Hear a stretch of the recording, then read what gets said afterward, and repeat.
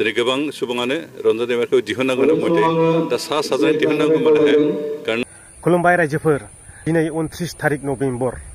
बे भिडिअनि गेजेरजों आङो नोंथांमोननो फोरमायहरनो सानो माने दिनैहाय बर'नि बीर जोहोलाव डिआर नाब्ला सार माने रन्जन दैमारि सार बिथांजों लोगोसे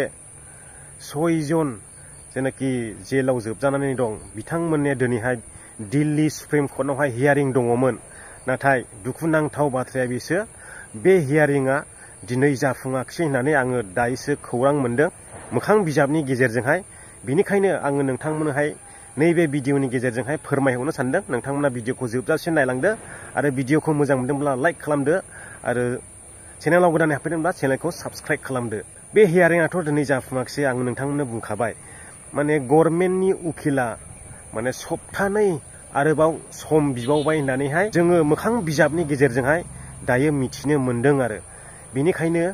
दा मिथिनो मोननाय लोगो लोगो नोंथांमोननोहाय आङो नैबे भिडिअनि गेजेरजोंहाय फोस्रावहरबाय दा आङो जोंनि बर' रायजो राजा गासैखौबो खावलायो नोंथांमोना दुखु मोननाङा हाइ प्रेसार जानाङा बोराबनाङा रागा जोंनाङा लासैनो जागोन सरखारनि खामानिथ' माने सरखारनि खामानिया इसिबां हांगादरा जाया लासैसो जायो लासैयै मावनाय खामानियासो गोग्गो फिथाइ थायो होनो ओमफ्राय हाखु दाखु मावनाय खामानिया सैताननि खामानि जायो होननानैहाय बुंनाय मोनसे राव दं थिग बैबायदिनो जोङो हरखाबैहाय बेफोरबायदि राग जोंनाङा दुखु मोननाङा हाइ प्रेसार जानाङा रावबो गाव गावनि मेलेमखौ गुसु खालामनानै गोसोफोरखौ थान्दायाव दोन रावबो दुखु मोननाङा जागोन आरो थाबैनो जागोन डिसेम्बरनि गेजेरावनो जागोन सप्तानै सम बिदों होननानैहाय जोङो मिथिनो मोनदों बेनिखायनो बे भिडिअनि गेजेरजों नोंथांमोननोहाय मिथिहोनाय जाबाय रन्जन दैमारिनि जिथु केस बेखौ रिभिउ खालामफिननांगौ होननानै जोंनिफ्राय एपिल खालामनाय जादों न'खरनि हिसाबै दिनै सेसन कर्टआव मोननैसो केसखौ रेहाय होबाय खिन्थु थेवबो बिथांखौ जाय केसआव कनभिक्सन होदोंमोन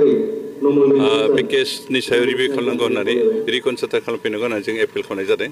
बेनि रिजाल्टआ मा जायो बेखौ मिथिनो हाया दिनै गोबां सुबुङानो रन्जन दैमारिखौ दिहुननांगौ मथे दा सा साज्रां दिहुननांगौ माने कारण जोंनि एग्रिमेन्टआनो सासे कनभिक्टेड मानसिखौ दिहुननो हाया दा दिहुननांब्ला जों बेखौ कर्टनि गेजेरजों ल'नि गेजेरजोंनो नाजानांगोन आरो दिनै ल'नि गेजेरजों